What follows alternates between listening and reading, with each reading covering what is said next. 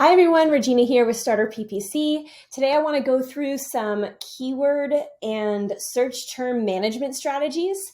We did a big search term and keyword cleanup last week on one of our new clients. So I want to walk through first the results of our changes and then show you what we changed and how we thought about the changes and even technically how we did the changes. So let's get started. Okay. All right, so first of all, this is what we're seeing from the results. So we made the changes on August 23rd. Right now I have the dates of August 23rd to 28th, which is today, pulled up. And then I'm comparing it with the previous period, the 17th through the 22nd. And so you can see that the amount of, the return on ad spend went up by 22%, even though the amount of conversions went down. And the amount of conversions went down just because the cost actually slowed, which is a whole separate thing. We slowed the cost on purpose, which slows the conversions, but the return went up. Let's see, the cost per click actually went up by 5%. And I know that you're all thinking, oh no, that's a bad thing, cost per click. Why would you want to spend more? When you're dealing with quality issues, which is really common right when you first launch a new account, you want to pay more per click, right? Because it's those cheap clicks that are going to waste money. It's those cheap clicks in the beginning where Google's going to go, you know what? How do I fix my chicken coop type of keyword that, that is super not competitive, and Google's going to think, I'll just fill this placement by getting a sponsored ad click here and making my commission, right? Whereas Google knows that no one's actually looking for anything to buy. There's no reason to show an ad on that keyword, and it probably should just stick with organic results, but Google doesn't care. Google wants to show sponsored results, fill placements wherever it can, and collect their money. So spending a little bit more on cost per click in the beginning is usually our goal. It's later, once we have high quality conversions, that we're then trying to fine tune. And at that point, if we can find little ways to cut costs in the cost per click, that makes sense. Let's see, click-through rate went down, which is actually, click-through rate went down. It's actually a little bit strange to me, but not all the numbers align every time because there's just too many factors to have it all be perfect. Conversion rate went up, which makes sense because we fixed the keywords and now we're going after, high intent shoppers and bidding on keywords that are more relevant to us. So click-through rate went up, conversion rate went up 12% on the site. Okay, so I'm gonna show you first in the change history. On this day, August 23rd, we made 1,400 keyword changes. What? Not really. When you make a keyword change and then you apply it to multiple campaigns or multiple ad groups, it kind of, in the change history, it makes a log for each campaign or each ad group. So it just looks like a ton. We didn't do that many. We maybe did, 30 or 40, and it just duplicates a ton. I could be wrong about 30 or 40, but you get my point. We didn't really make 1,400 keyword changes. In this account, it is an e-commerce company, and they sell plants delivered to you online, and they sell fruits, and they really specialize in exotic fruits. So they're selling the fruits from exotic plants and exotic fruit plants, right? So you'll see that in every campaign, we have the nursery side of the business and the fruit side of the business. Let's go back to the list of campaigns so you can see what we have set up here. We've got a PMAX feed-only campaign for the nursery, a PMAX feed-only campaign for the fruits. Then we have standard shopping, and within here, we actually have two ad groups, nursery versus fruits, and we split those out in ad groups because oftentimes we want to try to manipulate the bids on each ad group. So for example, let's say Google is spending 80% of the money on fruits and only 20% on the nursery. And the client says, hey, actually, we make a lot higher margin whenever we sell a plant. So can we try to just push a little bit more budget into the plants ads? And that's the way that we do it. So we have two different ad groups in there, and we can say, okay, Google, I see that you're spending an average of this is a whole separate strategy and rabbit hole, but here, cost per click. Okay, let's say I see that you're spending an average. This is only 1 day's worth of data and it's before we made the changes. So who knows if this is accurate, but just for example's sake, I see that you're spending an average of 13 cents per click on the nursery. Go ahead and spend up to 15 cents if you want. And on the fruits, since we're trying to restrict the budget, you see that you're spending an average of 10 cents. Go ahead and, try to only spend 8 cents per click. So we'll manipulate the budget that way by restricting, giving it more or less rope. Okay, then we have an inbound search campaign, just a search campaign. And then we have some video campaigns, both outbound and remarketing. So with inbound search, you have the ability to add keywords and you can add negative keywords. But on the shopping ads, you can only add negative keywords, right? There's no such thing as adding keywords on shopping ads, whether it's standard shopping or PMAX. Google's going to choose what it's targeting for you. And the way it chooses is it looks at your product feed and it looks at the product titles, it looks at the product descriptions, and it makes a decision on what the keywords are based on mostly those two things. It also looks a little bit at the product landing page. So if you have like reviews on that page or other miscellaneous information about the product, it might use that as targeting ideas. Okay, so we'll start by going into the search campaign because that is the one that we have the most control over, right? Because not only did we have to choose the keywords, we now need to make sure if our keywords are working and then, update our negative keywords in here. First thing I want to show you guys is this. Google is suggesting, helpfully, why don't you add broad match keywords? Get more conversions at a similar or better ROI by adding broad match versions of your existing keywords. And you actually get an 8% overall optimization score increase. Google's optimization score is a math equation. It's basically them gamifying ways where they can make more money.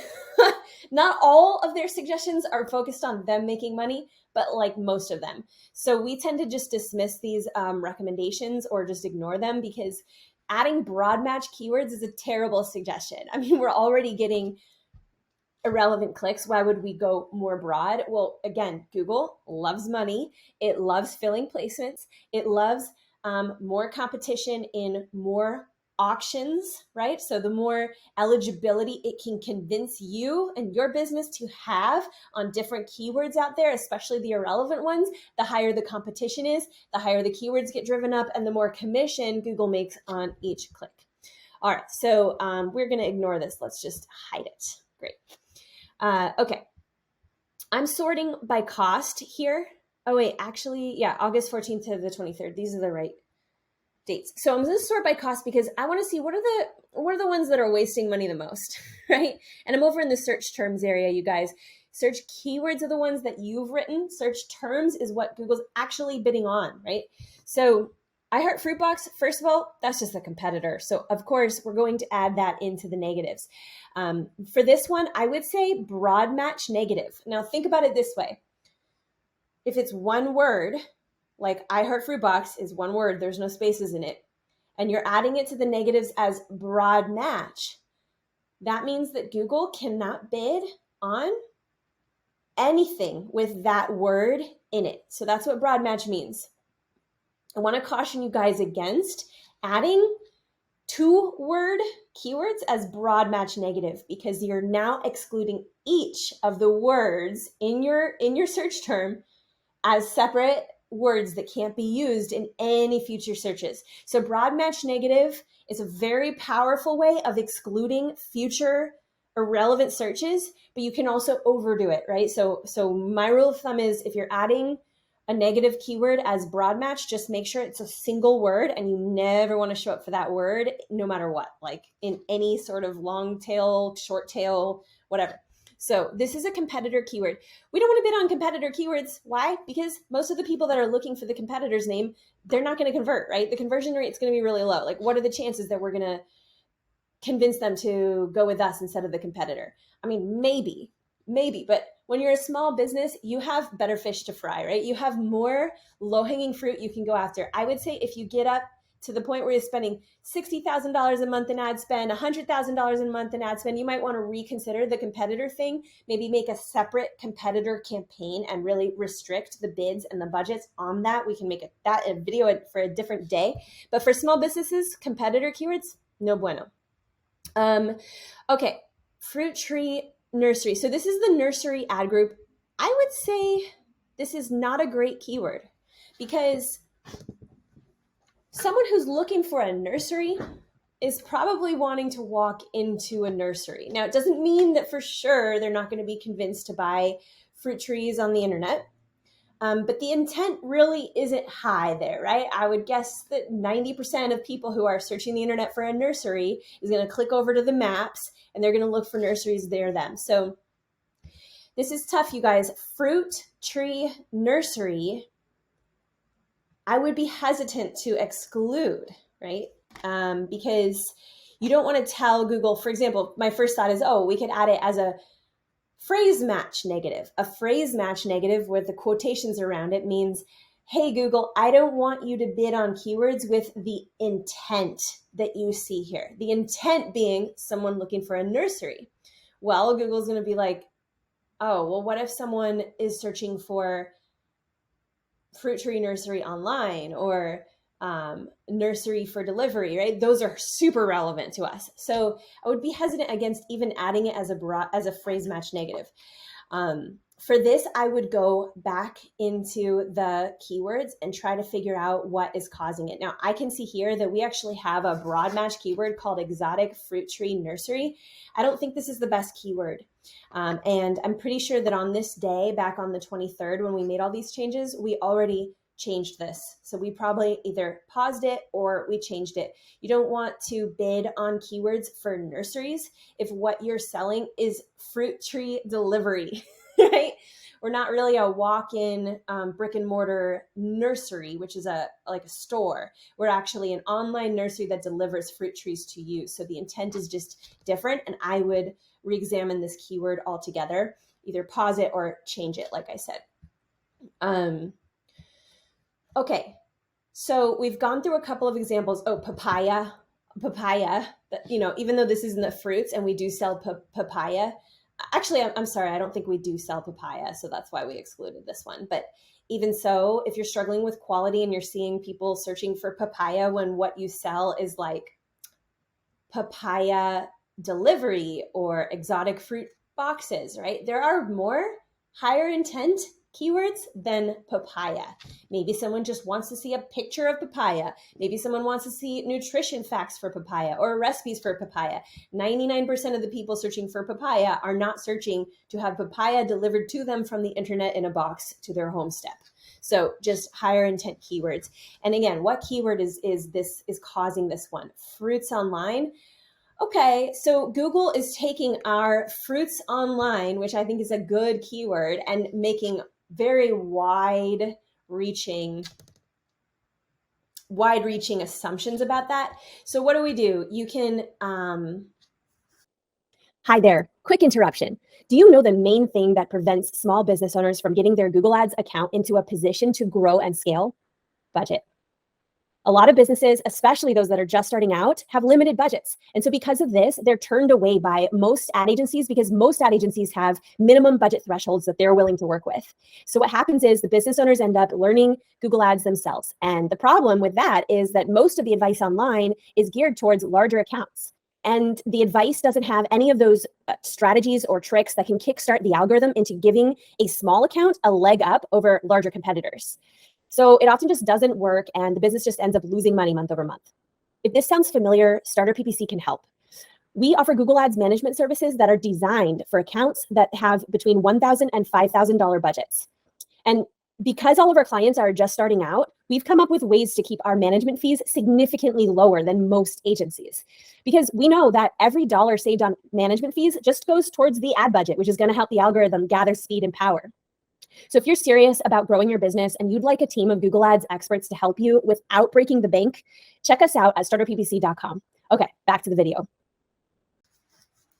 I mean, first of all, if you don't sell papaya, add papaya as a broad match negative, right? You never want the word papaya to ever be bid on again. And you can actually do that account wide by going to tools and settings and creating a negative keyword list that's account wide over there, or you can do it on a campaign by campaign basis, or you can do it on an ad group by ad group basis. It doesn't really matter. Right now I'm inside of a campaign. I didn't actually click into an ad group. So if I add a negative keyword here on this level, it's going to apply to the campaign. If you do sell papaya, but you're frustrated that Google is bidding on the word papaya, I would do two things. First of all, add papaya as an exact match negative. Exact match negative says, hey, Google, if someone's searching for the word papaya, just papaya, nothing else attached to the end of that keyword, I don't want to bid for that, right? So if it's happening again and again, whereas in this case, it only happened once, so who knows if it'll ever happen again, but you could add it as an exact match negative. Also, I would do another thing. First of all, I would change the keyword from broad match to phrase match, because right now, fruits online, Google's going to take, like I said, very wide-reaching assumptions about our keyword and bid on things like papaya, because Google's going to go, oh, well, that's a fruit, and people are online, right? So that's the bad thing. So fruits online is a little bit too broad. So you can try a phrase match for fruits online. So go over to the keywords area and add quotation marks around it. That tells Google, I want the intent for fruits online. I don't know if that's going to do it in this case though, because I just think like an algorithm after seeing it think for so long, and I know that it's going to just still take wild assumptions based on that. So another thing you could do is, instead of fruits online, right, Google's going to be like, oh, they're online. You could say fruits delivery, right? Fruit boxes for delivery. Like make it a little bit more specific, more long tail if you have to. If you guys are looking through your keywords and you're like, oh my God, I'm so overwhelmed. There's like thousands and thousands and thousands of keywords. Here's a good trick. First of all, pull up the columns that you want. In this case, I want cost and I want the keyword. And I'm going to click download. Download it as a spreadsheet. I like Google Sheets, so I'm going to click on that. And what you can do is you can open this spreadsheet and sort by keyword. That way you can see, the 10 times that this keyword was used and what search terms matched up with it. And you can start to glean insights about which keywords are the most problematic. Yeah, so you get the idea. You would sort by keyword here, and it's going to bunch all the search terms related to that keyword. And you can be like, oh, I see how the algorithm is thinking now. Let's just do it real quick. Sort by A to Z. All right. And then now you can see rare tropical fruit trees for sale. Phrase match was bid on twice. Rare tropical fruit trees in Fructoville. I don't even know what that is. It's bidding on Fructoville. I would do a quick Google search for Fructoville and decide if Fructoville needs to be added as a broad match negative. I know this seems overwhelming, you guys, but once you do this a couple of times in the first few weeks, it becomes a lot easier to manage, because especially if you know the broad match negative trick, you will start to quickly see that things improve, and you'll get the types of results that I showed you in the beginning. Each time you're deciding on adding a negative, again, you're just going to want to decide, does this apply to just the ad group, the whole campaign, or does it apply to the whole account? And then you're going to decide which level are you on when you add it. You can even open a new spreadsheet and make some categories for all the negatives that you're going to add. Put phrases around them if you want to add as a phrase match. Exact match gets brackets, and then you can just copy and paste them when you're applying the negatives. When it comes to shopping campaigns, you have a little bit of more restrictions. You can't edit the keywords, but it's actually okay. And I'll show you why that is. If you go over to the the search terms area, you'll see that the algorithm is bidding on things like dragon fruit. Okay, so dragon fruit in an inbound campaign is not very relevant. Like I said, maybe someone's just searching for pictures of dragon fruit. Maybe somebody is wanting to find recipes of dragon fruit. But here in a shopping campaign, first of all, I don't have a great way of getting the algorithm not to bid on it. I mean, you can try to add dragon fruit as a negative keyword, but since we sell dragon fruit, it really wouldn't make sense to do that. I would say it's okay, right? It's okay that the algorithm's choosing to do this, because someone who clicks on these ads, these are shopping ads, right? So they can see that it's a product. They can see an image of the product. They can see it's a shopping ad in the shopping ad area, and the intent is higher. So if somebody's clicking on dragon fruit, probably an 80% chance that they understand that this is a product on the internet and it's going to be delivered to them in the form of dragon fruit in a box to their door if they click on it, right? So it's not going to really waste the money, because people are just going to skip right over those shopping ads if they're not looking to buy dragon fruit on the internet. All right, so this has been a crash course in how to manage keywords. I hope it's been helpful. If you like this video, don't forget to click subscribe and like below, and thanks for watching.